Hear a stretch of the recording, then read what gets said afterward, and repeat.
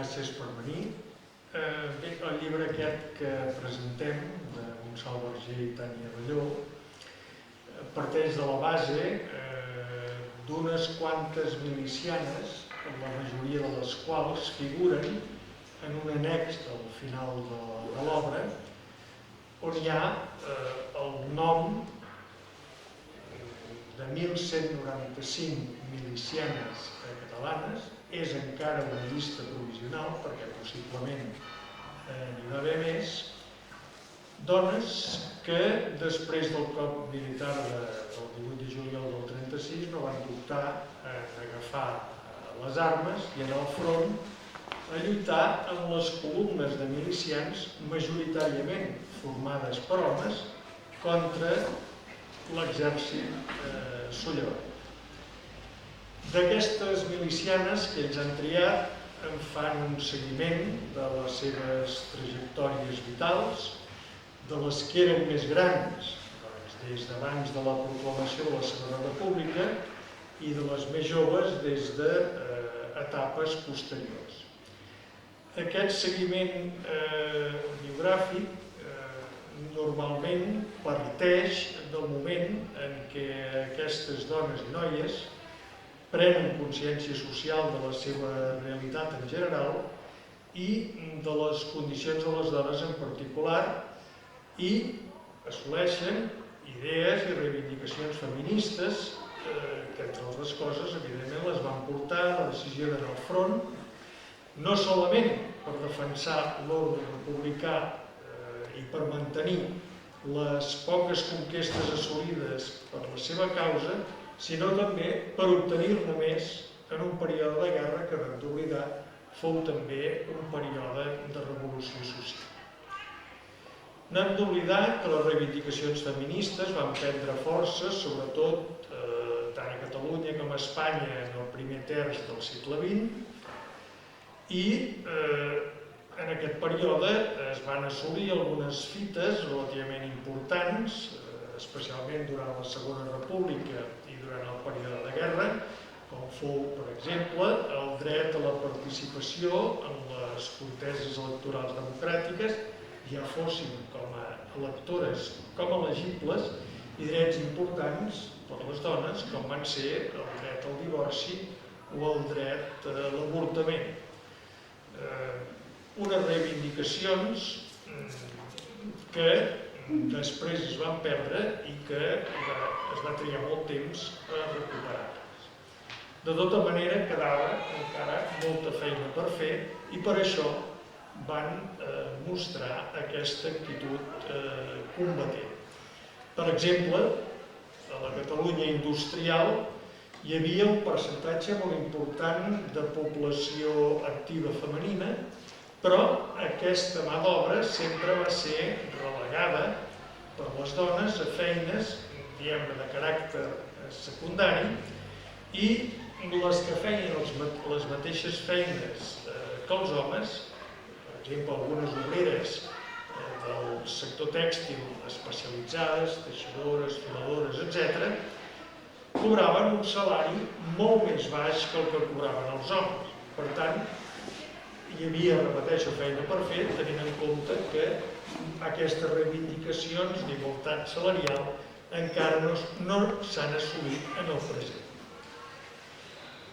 Després de la derrota republicana, moltes d'aquestes milicianes van patir una dura repressió dels vencedors, a vegades més dura pel fet de ser dones, o les penalitats de la presó o de l'exili, això sí, com molts altres homes. Per elles, a més,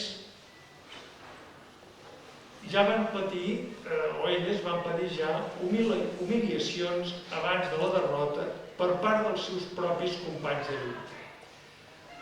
Les milicianes, amb la creació de l'exèrcit regular i el comandament únic, van ser marginades i apartades del front, relegades a feines de la rereguarda i moltes vegades calumniades de manera injusta per suposats comportaments tinguts en el camp de batalla.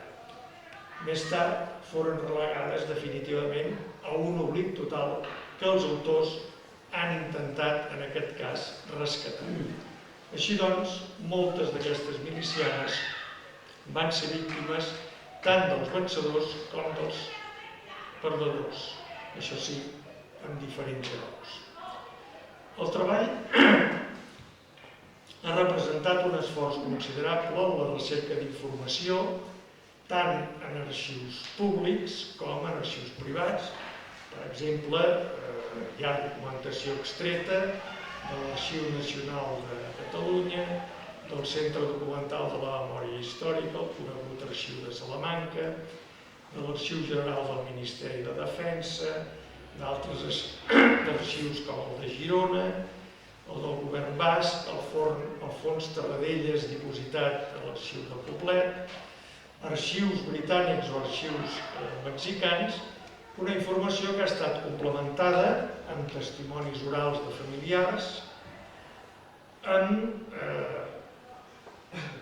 altra documentació inèdita, com poden ser memòries personals o bé arxius familiars que guarden fotografies, correspondència, etc.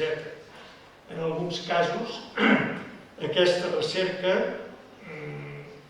ha resultat complicada i moltes vegades ha hagut d'anar precedida d'una, podríem dir, activitat detectivesca per localitzar familiars, etc. El resultat de la recerca es presenta molt de rigor i amb el màxim suport documental possible, i alhora el llibre és un llibre planer, de fàcil lectura i a més engrescador. Comences a llegir la vida d'alguna d'aquestes milicianes, plena de desgràcies, i et pica la curiositat per saber si la següent encara en va patir més. És a dir, que com a mínim sempre hi ha l'interès per veure les variants, diguem-ne, de les penúries i penalitats que van passar moltes d'aquestes combatents. Bé, us felicito pel treball realitzat. Us felicito pel treball realitzat, per la iniciativa presa. Era una feina que estava per fer i encara ningú s'hi havia posat. De llocs per treballar n'hi ha molts, aquí a Sabadell mateix, de milicianes, vosaltres em sembla que n'heu trobat 6 o 7, jo n'he trobat 15, o sigui que encara en podeu trobar unes quantes més. I aquí a Sabadell, com en altres localitats industrials, diguem-ne, l'eclosió feminista també va ser important i, lògicament, també la repressió a aquestes dones compromeses també. Per exemple, a Sabadell, 56 dones van formar part dels consells d'empreses col·lectivitzades i no en paper secundari, sinó que 7 d'elles van ser nomenades interventores de la Generalitat de Catalunya, és a dir, un dels càrrecs més importants d'aquests consells d'empresa, i una d'elles com a subdirectora de fàbrica. Ens trobem també que després de la guerra 109 dones sabadellenques van anar a parar a la presó i 227 van marxar cap a França en la retirada. Algunes es van quedar a l'exili a França mateix i altres van fer el salt cap a un exili més llunyà a territoris llatinoamericans. No hem d'oblidar que 81 van ocupar càrrecs de responsabilitat en juntes de partits polítics, en juntes de sindicats, en juntes de seccions sindicals o bé en organitzacions afins. A Sabadell també 4 entitats aplegaven o constituïen el bressol d'aquest moviment feminista de l'època i des d'aquestes entitats van sortir algunes de les milicianes sabadellenques, la Lliga Laica Femenina, l'Agrupació de Mujeres Libres, la secció sabadellenca de la Unió de Dones de Catalunya i el grup Company. Us animo a continuar treballant en aquest tema apassionant i a partir d'ara començaríem un col·loqui perquè dono més protagonisme als autors de l'obra. Començaré jo fent algunes preguntes i en tot cas espero que s'hi afegeixi la gent del públic. Bé, una primera pregunta, diguem-ne genèrica, seria el per què aquestes milicianes van ser relegades a papers secundaris quan es va constituir l'exèrcit regular i el comandament únic. És a dir, per què no les volien al front? Aquesta seria una primera pregunta. Si em disculpeu, em treu la mascareta perquè si no és molt complicat. Primer de tot, gràcies per aquesta introducció, gràcies al museu per convidar-nos a presentar el llibre i gràcies a tots vosaltres per ser aquí. Com bé comentava l'Esteve, la voluntat d'aquest llibre, més enllà de les biografies, penso que una mica el relat és un relat coral que vehiculitzem a partir d'experiències personals, aquesta ha sigut una mica la voluntat, però alhora volem explicar un relat col·lectiu, que evoluciona amb el temps i sempre transitant a partir de les vides d'aquestes combatents. No totes milicianes, perquè enllaçant una mica amb la pregunta, aquesta primera pregunta inicial, no totes van ser milicianes, moltes van ser dones soldat. Per què dic això? La guerra d'Espanya, la guerra civil, va tenir diferents etapes en quant a lo militar, tant geogràfiques com organitzatives. Es va iniciar el conflicte des de la part republicana amb la formació de les milícies populars, Catalunya amb les seves característiques diferents a les de la resta de l'Estat i el País Basc també, i aquestes milícies populars van evolucionar cap a la creació d'un exèrcit regular, diguem-ne, l'exèrcit popular de la República. A Catalunya, entremig, hi va haver l'exèrcit popular de Catalunya. Per què ho dic això? Perquè la condició de combatents va variar en funció de quina era l'organització d'on penjaven els homes i les dones que hi participaven. Així que no totes van ser milicianes, moltes van ser milicianes, la majoria d'altres van ser dones soldats dins de l'exèrcit de Catalunya o popular de la República. Per què les van relegar? Sempre hi ha hagut aquesta percepció de que es van relegar a feines secundàries o fins i tot se les va enviar a la rereguarda. I és cert en la majoria dels casos, sobretot els primers mesos de l'any 37. Però també és veritat que moltes dones continuen, poques, però un número significatiu, continuen a l'exèrcit republicà fins al final de la guerra. I hem detectat que cap al final de la guerra, l'any 38, encara més dones s'hi afegeixen. Cal treballar encara molt aquesta part de la guerra, aquesta perspectiva. Les milicianes són molt més presents amb la propaganda de l'època, amb la iconografia, la fotografia.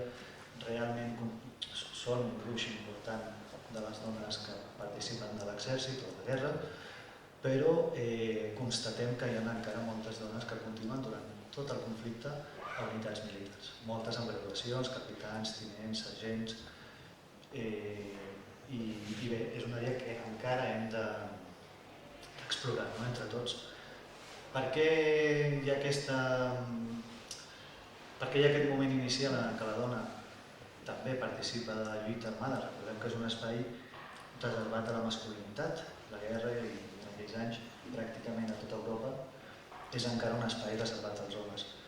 Aquestes dones fan un pas endavant, reconeixen l'amenaça del feixisme i són dones també ja enquadrades políticament que participen de la vida associativa a Catalunya i fan aquest pas per anar al front. Sí és cert que amb la militarització i mesos abans, moltes de les organitzacions comencen a veure amb mals ulls aquestes dones al front. I és cert, comença una campanya de desprestigi i aprofitant la militarització d'aquestes milícies populars, o sigui, l'enquadrament a un exèrcit professional, molts comandaments intermitjos o organitzacions aprofiten per enviar les dones a la rereguarda. Això és una realitat.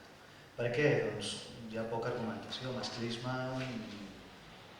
digue-li com vulgui. Es considera que la dona no té la capacitat o no ha de ser-hi o avergonyeix alguns homes que estan al front en una qüestió de coratge o de...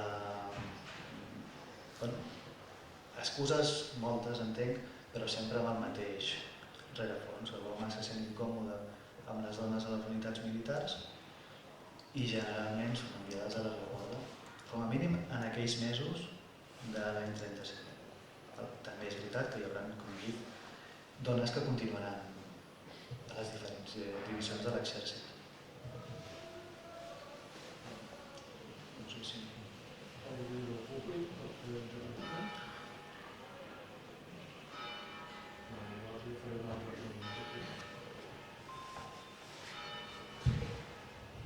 Bé, a veure, en el cas dels milicians, més o menys que he estudiat el cas de Sabadell, es va donar la circumstància que un percentatge relativament important, a l'ordre del 30%, tinc la impressió que no van anar al front com a milicians per una militància política, sindical, etc., sinó per una necessitat econòmica. Es dona la circumstància que, per exemple, un 30% dels milicians sabadellencs es trobaven en una situació d'atur ja abans de començar la guerra. No hem d'oblidar que estaven encara patint la fase més dura de les conseqüències de la crisi econòmica internacional de l'any 29, que aquí a Catalunya es va deixar sentir amb un cert retard, especialment l'any 34 i 35, però a més, en el moment de començar la guerra, moltes empreses van haver de tancar i van comportar també un increment de l'atur. Per tant, molts milicians d'aquests, la impressió que dona és que es van apuntar a les milícies, sobretot gent relativament gran, amb família, amb fills petits, etc., per assegurar-se uns ingressos. És a dir, els milicians cobraven un jornal de 10 pessetes diàries i era una manera de subsistir. Tinc la impressió, almenys pel que he llegit del llibre i per altres casos, que en el cas de les dones això era menys freqüent. És a dir, que les que hi van anar per convicció, potser amb algunes excepcions. Per exemple, es dona el cas que entre les milicianes hi havia algunes minyones. I algunes minyones en què els amos havien fumut al camp i s'havien quedat allà sense feina ni res i es van apuntar a les milícies. Llavors hi ha tota l'altra, diguem-ne, tema que algunes de les milicianes s'hi van apuntar perquè s'hi va apuntar el germà o s'hi va apuntar el marit. És a dir, heu tingut la percepció aquesta de que hi havia també algunes milicianes que van anar al front per una necessitat econòmica més que no pas per ideologia?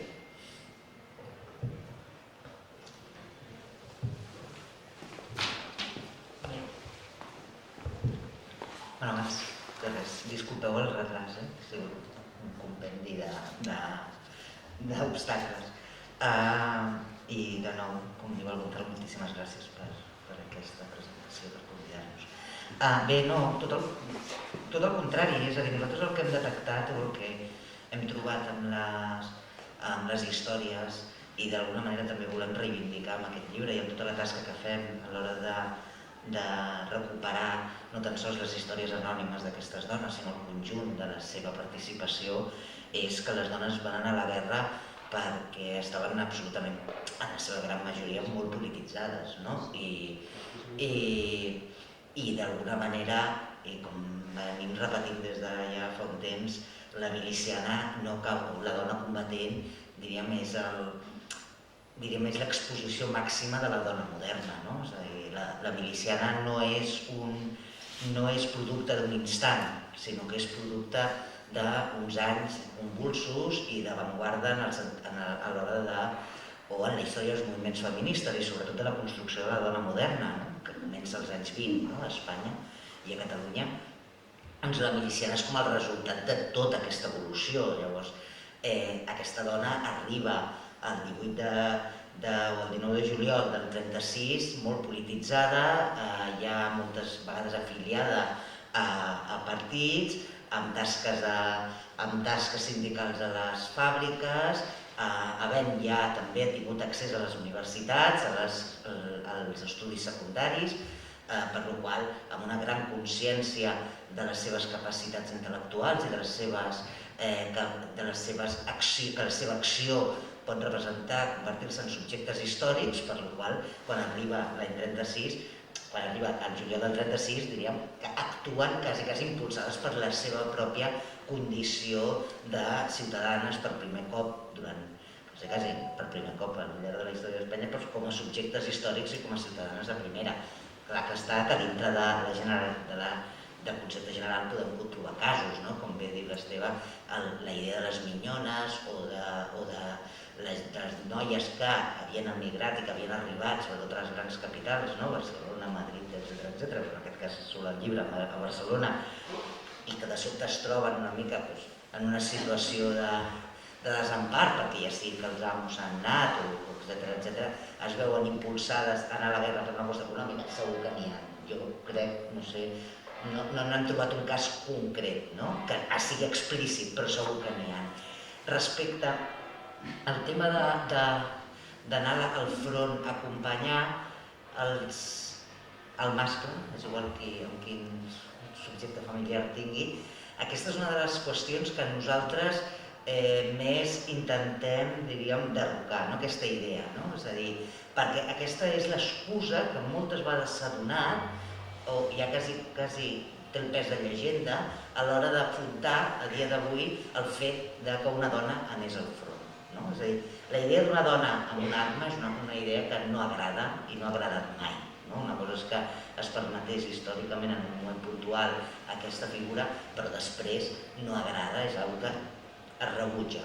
Llavors, sempre, és a dir, sempre quan ara s'ha volgut recuperar molt la memòria o s'ha de recuperar la memòria de les milicianes, el primer que et trobes són normalment amb entorns familiars on tu t'hi apropes i dius mira, la teva tieta, la teva àvia, la teva mare va ser miliciana i es van acompanyar a...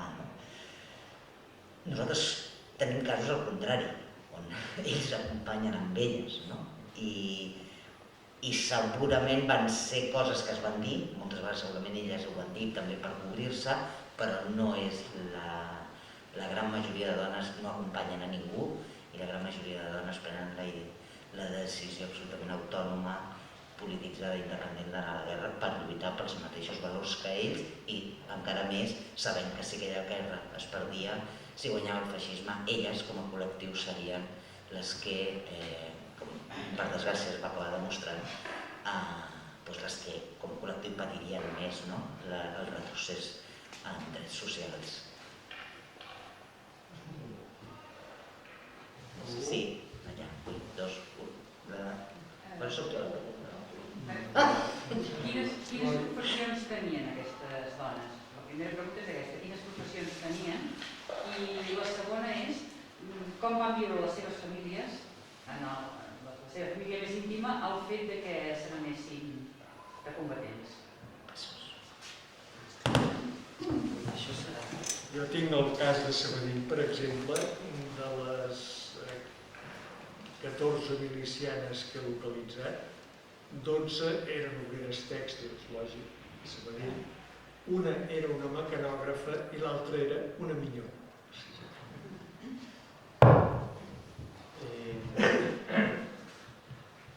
Nosaltres, el tema de l'ofici, en el llibre, de fet és un primer tastell, una feina que portem fent fa més de 5 anys, estem de fet documentant totes les dones combatents de l'estat espanyol. Dintre d'aquesta feina de documentació, que treballem a partir d'anàlisis documental sempre, la veritat és que nosaltres la font Memòria Oral no la descartem com a primer punt d'accés d'aquest nom, d'aquesta miliciana sobre la que treballarem, o sigui, totes les que tenim sempre consten a documentació militar de l'època. A banda d'incloure-la com a combatent i començar a fer aquesta recerca biogràfica, recollim altres dades.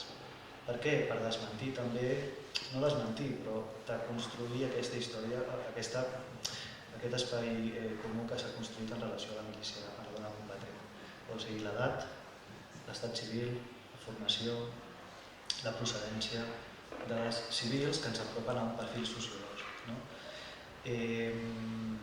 Per què? Perquè sempre s'ha dit això, que les dones combatents eren molt joves, o sigui, pràcticament inconscients, una qüestió de joventut, o que anaven a acompanyar els nòvios, o els pares, o els germans. o que eren analfabetes, o que eren prostitutes, o que eren totes anarquistes. Això forma part, diguem-ne, una mica del relat de la combatent. A partir d'aquesta recollida de dades més general i que en el llibre comença a dibuixar-se, nosaltres treballem aquestes dades. Llavors, concretament a la pregunta de què treballaven, doncs passa el mateix que amb l'edat, amb la filiació política i l'altra informació. És una resposta transversal de les dones. O sigui, no és que siguin obreres, n'hi ha obreres i no representen ni molt menys una tercera part de les dones combatents. Hi ha dones amb estudis superiors, periodistes, advocades, mestres, doctores, treballadores qualificades, treballadores no qualificades, mestresses de casa, o sigui, hi ha feines de tot l'espectre social de l'època, no corresponen a un grup social concret. I això sí que és un avanç, igual que el de l'afiliació política. També en el llibre s'expressa d'alguna manera aquestes diferents perspectives antifeixistes. Sempre s'havien dit que totes les dones combatents es creia que eren anarquistes, revolucionàries, i la realitat és una altra. Hi ha dones de pràcticament en el conjunt de l'estat de 35 organitzacions antifeixistes. I a Catalunya crec que estem al voltant de 13. Hi ha dones republicanes, a les diferents perspectives republicanes, nacionalistes, Esquerra Republicana, Estat Català, Partit Obrer d'Unificació Marxista, Partit Socialista Unificat de Catalunya, per descomptat les organitzacions llibertàries. Hi ha un espectre ampli que afecta a totes les perspectives des de l'edat, des dels 14 anys fins als 67, als oficis, a la formació, a l'afiliació política. En definitiva, que hi ha una resposta transversal. I la segona pregunta? Com van viure les seves famílies? Bé, això és una pregunta difícil de respondre perquè cada família té la seva perspectiva i nosaltres no som capaços d'aprofundir fins a aquest nivell. Nosaltres podem agafar un conjunt de dades i obtenir un resultat fruit d'un anàlisi. El que hem vist és que hi ha de tot, des de famílies que la mare és la que d'alguna manera li dona peu a la filla que vagi al front i que el pare, a conseqüència d'això, hi hagi una enemistat, un divorci, una separació, contrari al que es podria semblar, al final, o tot el contrari. Així que no... Les famílies suposo que cadascuna, en funció de la seva militància, del resultat final d'aquesta experiència de la competència, si el front, si no mor, si hi ha repressió. Després hi ha el relat familiar, que pot variar molt en funció de si hi ha repressió. Clar, moltes d'aquestes dones després, quan acaba la guerra, són cridades per Falange a passar comptes, moltes, òbviament, diuen jo no fui, jo no estuve, Llavors també hi ha aquest relat familiar que continua, però en funció d'una repressió i una justificació posterior. Així que no et sé respondre exactament quin és el panorama col·lectiu en funció de les famílies. Suposo que cada família de manera diferent. Aquest treball que esteu fent, quin àmbit territorial, quan parlem de Catalunya, ha agafat? Perquè s'ha mencionat els centres, els grans centres industrials del país, però heu indagat sobre territoris més agrícoles o zones més agrícoles o menys desenvolupades econòmicament, per dir-ho d'alguna manera? La qüestió és que, com contesto jo després, de contestar el micro. Clar, la metodologia nostra és a partir de les fonts documentals, sempre, arxiu. I a partir d'aquí continuem amb les bios abans i després de la guerra. Què passa? Que la documentació, per exemple, de les milícies populars, les milícies catalanes, hi havia dues organitzacions, Ciutat de Barcelona i Comarques. De les comarques no s'ha conservat. Llavors, a nosaltres ja ens dificulta l'accés als noms, per això segurament l'Esteve té 14 o 15 milicianes que nosaltres no tenim perquè es van allistar a les milícies o a organitzacions de comarques. Llavors, en funció de la font documental, nosaltres podem accedir als noms o no.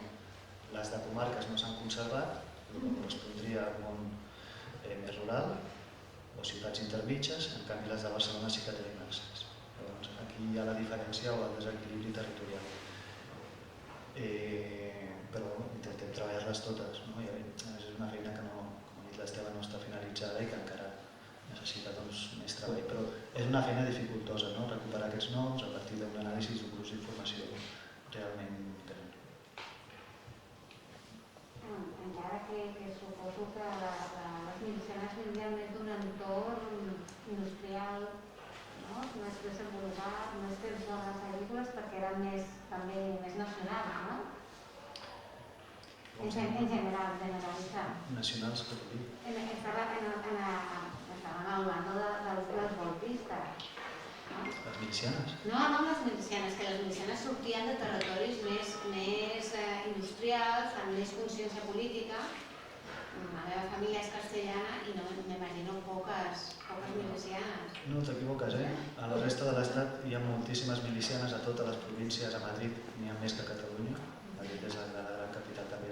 A veure, si és veritat que entenem, a partir de l'anàlisi, també és veritat que ens falta tot el dibuix en si, ara és complicat fer una aproximació, dir això va ser així, perquè realment no ho sabem, comencem a intuir aquest mapa, no? Però Madrid i Barcelona són els dos feudos republicans on més aviat es poden produir aquests canvis socials que poden facilitar que la dona, no? En el moment indicat faci aquest pas, però també és veritat que a partir del cop d'estat a les zones rurals la revolució també produeix canvis molt profunds a àrees rurals.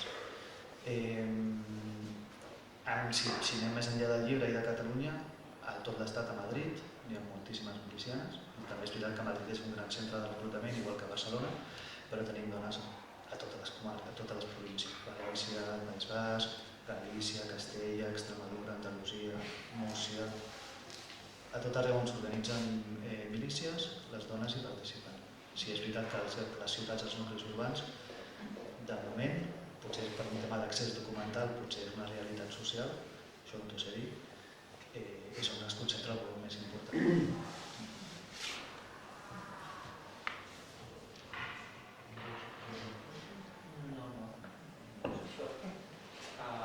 Heu notat que hi ha un canvi de rol de les milicianes segons l'organització on estiguin enrolades? O sigui, segons on estiguin? Tenen un paper més important o tasques diferents segons l'organització on estaven?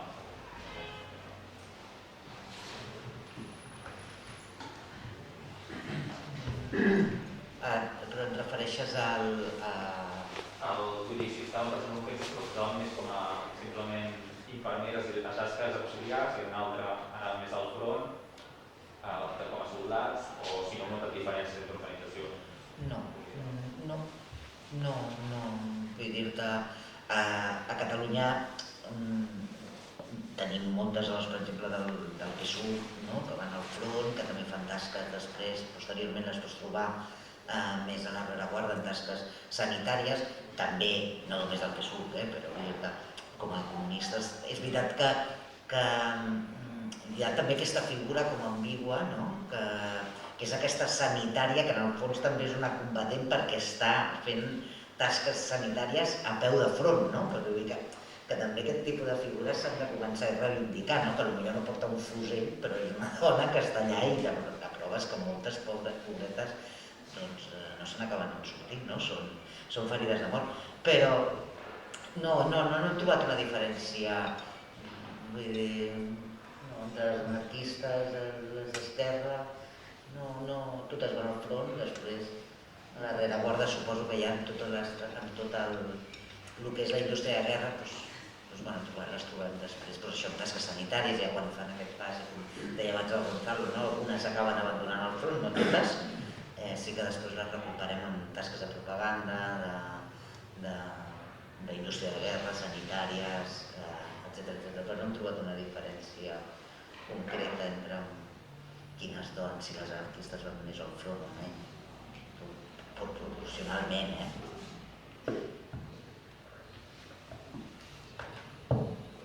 En realitat el comportament més o menys és similar a totes les unitats, però si podem parlar d'alguna excepció, per exemple, dues dades. L'última organització que envia dones al front de manera constant és Estat Català, que les continua enviant fins a mitjans de novembre del 36. Hem de tenir en compte que ja, per exemple, l'organització de la CNT catalana ja no envia dones al front a partir de l'octubre. Hi són, però ja no les envia. No les ha vist. I en canvi Estat Català ho continua fent. I després de les unitats més dures de l'exèrcit republicà, que són les comunistes de Madrid, onzena divisió i tal, que aquestes estan combatint fins al final de la guerra. Aquí hi ha moltes dones que per exemple, tenen graduació d'oficial fins al final de la guerra. O sigui, si podem parlar de on van mantenir o sostenir una posició en línia de front i de manera més llarga de unitats de xoc més dures, van ser les comunistes.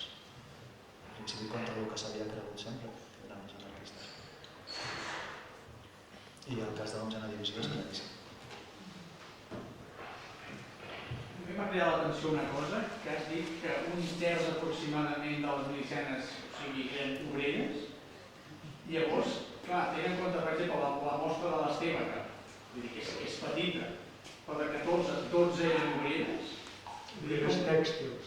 Bueno, obreres tèxtils. Vull dir, com explicaríeu aquesta proporció tan, perquè relativament baixa, un terç només del total de milicians que siguin obreres? Com ho explicaríeu? Quina explicació heu trobat amb això? Bueno, t'ho he dit de memòria, hem de parlar exactament de la xifra total i de... Sí, no, menys. El grup majoritari, sincerament, són sus labores, que vol dir o sus labores o oficis molt temporals o dones que estan a casa, bàsicament, o que són tan joves que no poden, o sigui que no necessiten encara el món laboral o no tenen ofici. Aquest és el grup majoritari. Després tenim un grup important de dones amb estudis superiors, periodistes, metges, advocades, mestres, etc. Oficinistes, d'aquí, no? Oficis, clar, hi ha una varietat d'oficis molt gran. Després hi ha un grup molt important de dones sense qualificació, que venien cigars pel carrer, que eren minyones, diferents oficis sense qualificació.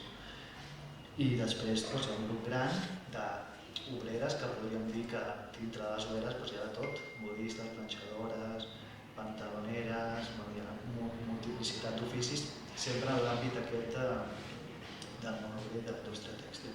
Suposo que el cas de Sabadell és perquè Sabadell, com Mataró i d'altres ciutats similars, són fonamentalment ciutats especialitzades en una economia que era la tèxtil en aquell moment. Però clar, a l'augmentar la Lupa i anar a una representativitat més gran, sobretot en nuclis urbans com Barcelona i d'altres, doncs es posen a No deixa de ser també un nucli industrial molt potent, al final Barcelona també. Sí, sens dubte, però contempla altres opcions socials que potser a Sabadell eren més reduïdes. També. Ja no ho sé, són qüestions. Perquè jo ja, simplement nosaltres treballem amb una llei de dades i les dades són aquestes. L'explicació suposo que és una visió sociològicament aplicada a cada territori. També s'ha de tenir en compte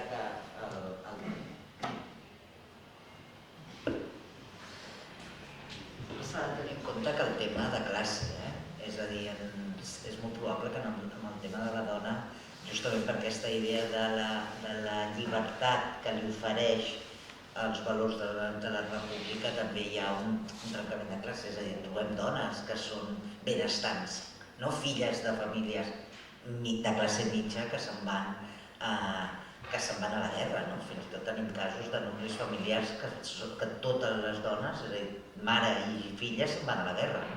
I que per lloc on viuen te'n dones compte que no són, per exemple, en el cas de Barcelona, doncs viuen a l'Eixample i no viuen justament en els pisos destinats al servei, no? Llavors, és un moviment també, com dèiem abans, que apel·la molt a una classe social també mitja que descobreix que per fi poden ser dones autònomes independents que s'estan preparant per aquesta independència, per treballar, per no estar destinades a ser dones, mares i esposes, i llavors de sobte això es veu amenaçat i surten a lluitar. I que molt probablement aquí també hi ha moltes d'aquestes, com deia Gonzalo, de sus labores, que acaben sent noies que són 17 i 18 anys, que encara deuen estar pensant-se què és el que volen fer a la vida.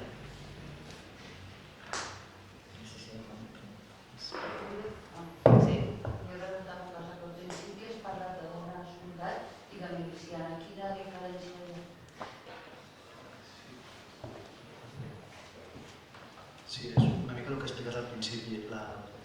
miliciana és la que forma part de les milícies populars, igual que milícia. El soldat és el que forma part de l'exèrcit professional. Aquí hi ha el canvi, o sigui, al principi hi ha una reacció popular. O sigui, a Catalunya la situació és que l'exèrcit surt al carrer i vol donar un cop d'estat. Hi ha una resposta de les forces d'ordre públic i les organitzacions antifeixistes i l'exèrcit és derrotat. Però entremig què passa? Que hi ha l'ordre del govern republicà de dissoldre la quarta divisió, que és la que està a Catalunya. Així que Catalunya queda sense exèrcit. O s'ha sollevat i ha sigut derrotat, o s'ha dissolt. Què fa la Generalitat amb acord amb les organitzacions antifeixistes, la CNT, els diferents partits de la republicana, és crear un exèrcit popular, que són les milícies. Conforme la guerra avança i les necessitats de la guerra empenyen a ser més eficaços, això és una polèmica la típica de fer la revolució primer o fer la guerra, que no és tan així, perquè no és tan així, tothom està d'acord en fer un exèrcit amb el Timora perquè tothom vol guanyar aquesta guerra, canvia. Llavors els voluntaris, que són els milicians, perquè són voluntaris, passen a ser soldats de lleva la majoria. O sigui, hi ha un codi militar, una disciplina militar i un comandament militar. I a les dones passa el mateix. Les dones que estan a l'organització de milícies, a la catalana, a la de Madrid, a la d'Euskadi, on sigui, són milicians. Les dones que estan a l'exèrcit de la República són dones soldats. Aquesta és la diferència. Per exemple, això es veurà després molt de la Unió Soviètica durant la Segona Guerra Mundial. Hi haurà una mobilització massiva de les dones a l'exèrcit roig. Aquestes dones soldat que lluitaran amb totes les armes, aviació, tanquista, artilleria, ventiladores, però la diferència és aquesta, fonamental. Quin és el tipus d'organització que és? Molt breument, encara una mica la dinàmica tan general, fullejant el llibre, no l'he llegit, us ho prometo, he trobat una combatent russa que va morir aquí a Sabadell. Que tenim el xic de Sabadell, sempre anem a buscar què hi ha de Sabadell. Aquí tenim una dona russa que va morir aquí. I obrir una mica la pregunta sobre el paper de les combatents estrangeres, si les heu detectat, si les heu analitzat, i si sabeu més d'aquesta dona que va morir a l'Aeròdrom l'any 38, que ja havia de ser una soldat. No?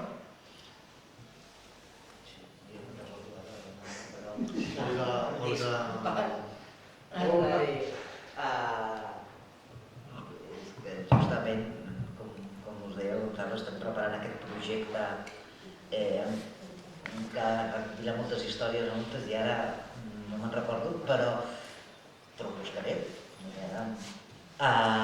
No, respecte a les competències internacionals o les brigadistes, clar, tenen un paper fonamental, no només com a participació estratègica, això és el mateix que ells, sinó també de... Clar, aquí hi ha com dues mirades, no? Nosaltres fem una mirada acadèmica, historiogràfica, on busquem dades, analitzem les dades i també després intentem donar un discurs d'un caràcter més sociològic, el perquè de moltes coses que van passar, intentant entendre aquest espai, aquesta època, aquest temps, a partir d'elles. I aquest és un exercici que moltes vegades ens hem de col·locar en 1936, en aquella època, i entendre els mecanismes. Per exemple, una cosa important sobre el tema de les dones internacionals o de les brigadistes, ja et dic, més enllà de tota l'estratègia de guerra i tota la seva implicació com a combatents, que va ser importantíssima, és també les amistats que fan amb dones com elles, milicianes catalanes o espanyoles. I aquestes amistats que de sobte obren un món a aquestes dones que fins ara no han pogut sortir quasi ni de Catalunya ni d'Espanya, i de sobte es comencen a tenir relacions amb dones que venen de l'estranger i ens hi comencen a explicar i comparteixen correspondència un cop les brigadistes se'n van, i això moltes vegades acaba conformant-se amb grans amistats ja després de la guerra. Vull dir que també en aquest cas les brigadistes fan una tasca també molt d'amistat i també de fer-los entendre a aquestes dones que el món era molt més gran i que hi havia un món per descobrir. Així que són històries molt interessants. Ja us dic, I també, per exemple, hi ha una figura que és la Ramona Siles, que és una dona que va anar al front, que va anar al front de Mallorca, després va anar al front d'Aragó, que a Mallorca va conèixer el que seria el seu company, que era un brigadista anglès, després va exiliar a Londres i va acabar morint allà. Doncs durant la guerra es va fer íntima amiga de la Catherine Townsend, que era com una poeta anglesa que havia vingut al front a ser miliciana, i d'allà va sorgir una gran amistat. I quan veus la correspondència te'n dones compte que la Ramona Siles és una dona quasi rosa, no direm analfabeta, però una dona com la descriu com una dona brusca, que va al front, que només li importa allò lluitar, i l'altra és com l'anglesa, la poeta allò tota fina, i com les dues fan una amistat molt maca que al final acaben aprenent una de l'altra des d'aquests dos universos tan diferents, com en aquest cas la Ramona Siles sí que ve d'un món obrer molt més dur, i la Townsend ve com del món aquest britànic de la poesia, però totes dues es troben al front lluitant, i d'aquí surt una gran amistat que s'acaba retrobant a Londres quan la Siles exilia allà. Vull dir que també hi ha com una part, sempre s'ha explicat el brigadista, la figura de l'home brigadista, d'una forma molt romàntica, i crec que també és molt interessant veure com van influir elles, les dones brigadistes, en les dones que van conèixer i que van fer amistat. Ja et dic, a nivell de dades n'hi ha, moltes van anar al front, moltes van fer tasques sanitàries.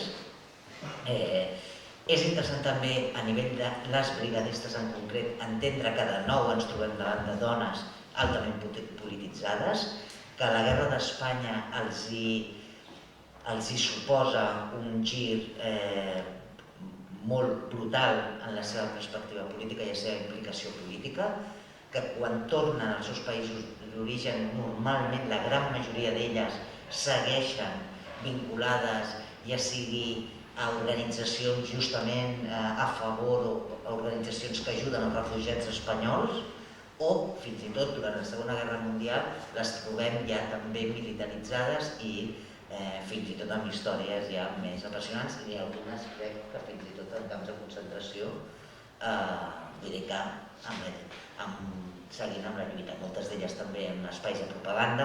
Vull dir que la guerra d'Espanya és un despertar també per la dona internacional que arriba aquí, que viu tota la guerra o part de la guerra i torna, i definitivament es polititza quasi per tot el rest de la seva vida.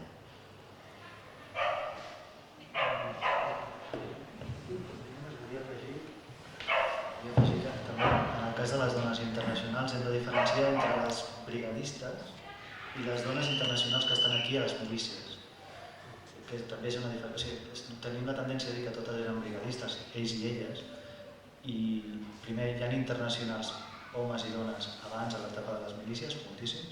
Barcelona sobretot és focus d'activitat de la Comintern i d'altres organitzacions, i també hi ha efervescència política que succeeix a nivell internacional. I després hi ha les brigades internacionals, que les brigades internacionals el que venen és a substituir la legió, l'organigrama militar de l'exèrcit espanyol, i és un cos de l'exèrcit espanyol, és una unitat. I aquí hi ha internacionals i moltíssims espanyols. De fet, cap al final de la guerra quasi tots són espanyols. I després hi ha estrangers a altres unitats de l'exèrcit republicà, o sigui que no sempre aquesta visió del brigadista o de la brigadista es correspon amb la procedència d'origen. Hi ha, en el cas de les dones brigadistes o internacionals, ja de tots els països, com explicava la Tània. De fet, com passa amb els homes, hi ha el rovell de la política europea. Hi ha dones que després ocuparan càrrecs molt importants a tots els països d'on provenen, igual que en el cas dels homes, els que sobreviuen. Moltes seran deportades a camps de concentració, participaran de la resistència a França, a Polònia, a Itàlia, dones anarquistes, dones comunistes. Espanya al final és un camp de proves també per totes aquestes dones i per les seves organitzacions. I russes n'hi ha també. I sobretot aquestes que moren a l'any 38, per això en el llibre fem un especial del capítol Van creuar l'Ebre. Clar, tenim la batalla de l'Ebre molt vinculada a Vall d'Iberó, aquesta part final de la guerra, I resulta que documentem dones que moren en combat o que són donades com desaparegudes en combat a la batalla de l'Ebre, o dones que són capitans de brigades a la batalla de l'Ebre. Així que d'alguna manera aquest relat que tenim molt normalitzat en la lleva del Vilaró i en el cas dels homes Vilaró, però resulta que hi ha moltes dones que l'any 38 estan a les principals batalles de la guerra i que per algun motiu no n'ha quedat espai en aquesta memòria col·lectiva, en aquests espais comuns. I ella doncs forma Olga, crec que es diu, no? Si no recordo malament. Sí. I difícil de retenir. Sí. Més preguntes? Jo tenia una altra cosa. Per part d'organitzacions polítiques i sindicals, durant el període de l'incorporació dels milicians al front, hi va haver una velada política de no recomanar als dirigents polítics i sindicals que s'incorporessin a les milícies per no descapitalitzar la rereguarda de combatents. Jo, per exemple, he notat que la presència de dirigents importants de les milícies és relativament petita en aquest període. És evident que a alguns els hi va anar bé, perquè després, quan va venir la mobilització general a l'exèrcit regular, també va mirar d'escapolir-se al front. Però tinc la impressió que això també reforça una mica la defensa de les dones en aquest cas, que en canvi tinc la impressió que dones amb importants responsabilitats de rereguarda no van dubtar en cap moment al front, mentre que per part de partits polítics i sindicats hi va haver-hi una certa reticència a dir que protegim els dirigents polítics i sindicals, etc. No sé si teniu aquesta mateixa impressió. Jo respondré la part dels homes i la tenia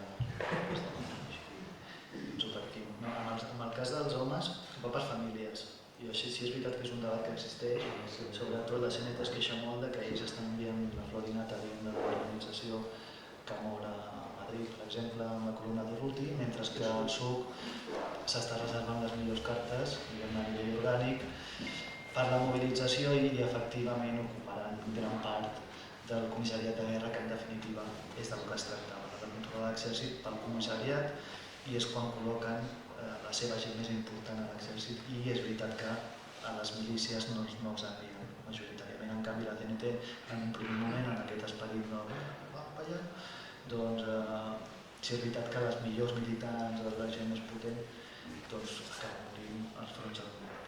I de fet és un debat que té la pròpia CNT respecte a la militarització, per això s'ha dit moltes vegades que la CNT no volia l'exèrcit professional, i no és veritat, justament per aquest motiu, perquè ja està bé d'enviar les nostres millors persones al front i anem a mobilitzar la població que no està responent, perquè en definitiva és el que està passant, la gent no va al front. Malgrat es pugui creure que tota la població de Catalunya va alegrament en principi a la guerra, no és cert. No hi van i per això els obliguen a anar-hi amb les lleves obligatòries. Llavors, sí, en el cas dels homes, especialment amb el tema de la CNT, que és l'extrem, i el SUC el que menys, i entre mitges d'Esquerra i les altres organitzacions, que van fer. Per exemple, Esquerra sí que envia gent amb els seus companys aquells. Però bé, sí, és veritat que és una mica.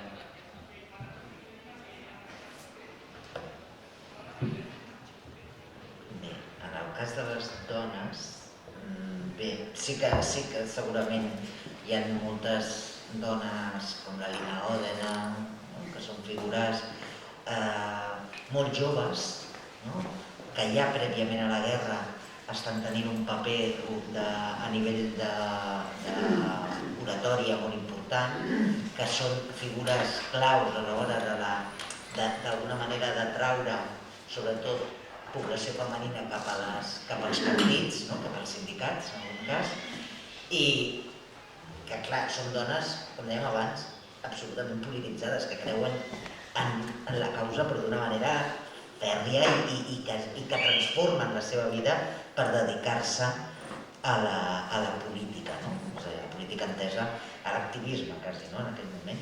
Quan comença la guerra, la majoria d'aquestes dones sí que acaben anant al front per una qüestió de ser, diríem, coherents amb el seu propi discurs, no? Perquè quan comença la guerra elles impulsen, coneixeu perfectament Mujeres Libres, no? Mujeres Libres al principi dona molta...